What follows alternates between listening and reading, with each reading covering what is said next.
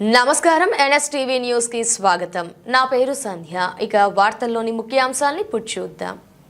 కరీంనగర్ జిల్లా కేంద్రంలోని వన్ హాస్పిటల్లో రోగిని పరామర్శించేందుకు వెళ్లిన మంత్రి అడ్లూరి లక్ష్మణ్ పెను ప్రమాదం నుండి బయటపడ్డారు. ఆసుపత్రిలోని లిఫ్ట్ మొదటి అంతస్తు నుండి అకస్మాత్తుగా గ్రౌండ్ ఫ్లోర్కు పడిపోయింది. దాదాపు 15 నిమిషాల పాటు మంత్రి లిఫ్ట్లోనే చిక్కుకుపోవడంతో తీవ్ర ఆందోళన నెలకొంది. సిబ్బంది వెంటనే స్పందించి తలుపులు తీయడంతో ఆయన సురక్షితంగా బయటపడ్డారు. ప్రమాద ఘటనపై ఆయన ఆసుపత్రి వర్గాలపై మండిపడ్డారు.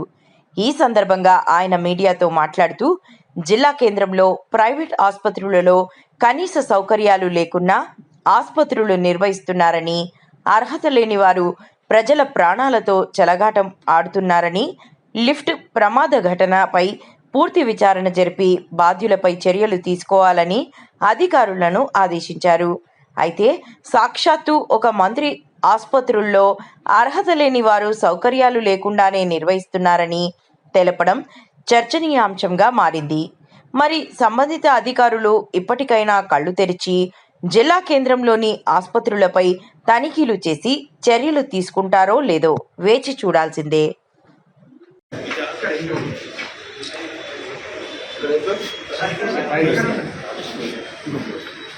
చెప్తాను జరిగిన సంఘటన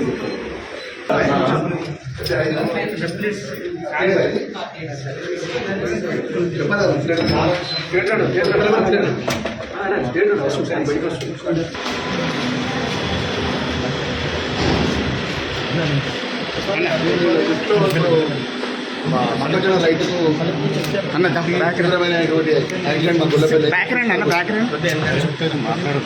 వన్ హాస్పిటల్ కానీ కొన్ని ప్రైవేట్ హాస్పిటల్స్ ఊళ్ళలో ఆర్ఎంపీ డాక్టర్లతో సంబంధాలు పెట్టుకోవడం తీసుకురావడం. పేషెంట్ని తీసుకొచ్చేది మా మక్కజొన్న రైతులు చూద్దామని ఒకసారి లిఫ్ట్ అయిపోయింది.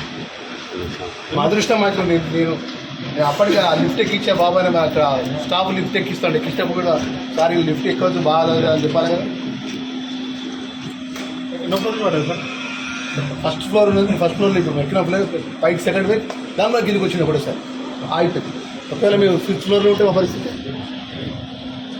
ఇప్పుడు ఈ ప్రైవేట్ హాస్పిటల్ రన్ చేసుకుంటా ఈ అరకొర యొక్క సౌకర్యాలతో ఓన్లీ పేషెంట్లను అడ్మిషన్ చేయించుకోవాలి, బిల్స్ తీసుకోవాలనే దృక్పథం తప్ప పేషెంట్ కేరింగ్ విషయంలో కానీ హాస్పిటల్కి సంబంధించి సెక్యూరిటీ విషయంలో కానీ ఏమైనా వాళ్ళకి ఖయాలు ఉన్నదా? ఇలా మేము అనుకోకుండా పేషెంట్ కానీ మనుషులు కానీ ఎవరైనా హాస్పిటల్కి వచ్చి లిఫ్ట్ జరిగిపోయి కింద పడిపోతే 4వ ఫ్లోర్లో 5 మంది పడిపోతే చనిపోతే పరిస్థితి చేయాలి. నువ్వు అర్ధ గంట అయితే ఒక్క యజమానికి సంబంధించిన ఒక్కరు రాలే. అదృష్టం మంచి కూడా మాకేం కాలేదు. మేము ఏంటంటే ఇలాంటి ప్రైవేట్ హాస్పిటల్ ఏదైతే కరీంనగర్ జిల్లాలో ఈ సౌకర్యాలు కరెక్ట్ లేకుండా రెసిడెన్స్ డాక్టర్లు పెట్టకుండా బయట డాక్టర్లను పిలిపించి ట్రీట్మెంట్లు ఇప్పించుకుంటే అప్పటిదప్పుడే పిలిపించి ట్రీట్మెంట్ ఇప్పించి హాస్పిటల్ మీద చర్య తీసుకోవాలి. కంప్లైంట్ చేస్తారు, రాతపురం కంప్లైంట్ చేస్తారు. మా పిఏ మా స్థాయి చేస్తున్నాడు. దాని మీద ఏదైతే ప్రైవేట్ హాస్పిటల్స్లో కూడా కరీంనగర్లో అక్రమమైనటువంటి ప్రైవేట్ హాస్పిటల్స్ గ్రామీణ ప్రాంతంలో ఆర్ఎంపీ డాక్టర్లతో సంబంధాలు పెట్టుకోడు, పేషెంట్ని తీసుకొచ్చి ఇక్కడ మన ఏ తీవ్రమైనటువంటి యాక్సిడెంట్ వచ్చిన పేషెంట్కి సంబంధించినటువంటి స్పెషలిస్ట్ డాక్టర్కి ఉండడు, న్యూరో యాక్సిడెంట్ న్యూరో సర్జరీకి ఉండడు, హార్ట్ ప్రాబ్లం హార్ట్స్ డాక్టర్కి ఉండడు, ఆర్థో డాక్టర్ ఉన్నాడు. ఒక 2-3 ఎంబీబీఎస్ డాక్టర్లు ఉంటారు. బయట స్పెషలిస్టులు నడిపిస్తారు హాస్పిటల్ నడిపించి మరి అత్యంత ప్రమాదంగా లిఫ్ట్ ఉన్నప్పుడు చెప్పాలి సార్ లిఫ్ట్ ఎక్కద్దు మీకు ప్రమాదం ఉంటుందని చెప్తే మేము నడుచుకుంటే ఇప్పుడు ఎక్కినాం. థియేటర్లో పేషెంట్ ఉన్నాడు, మళ్ళీ వాపస్ వచ్చినాం. మీరే కదా మా ఎంబడి మీకు కూడా వచ్చింది కదా. నాకు అనేది ఇంత ప్రజల యొక్క హాస్పిటల్ యాజమాన్యం అనేటువంటి ఒకరు, డాక్టర్లు ఇంకొకరు. యాజమాన్యం డాక్టర్లకు సంబంధమే ఉండేది.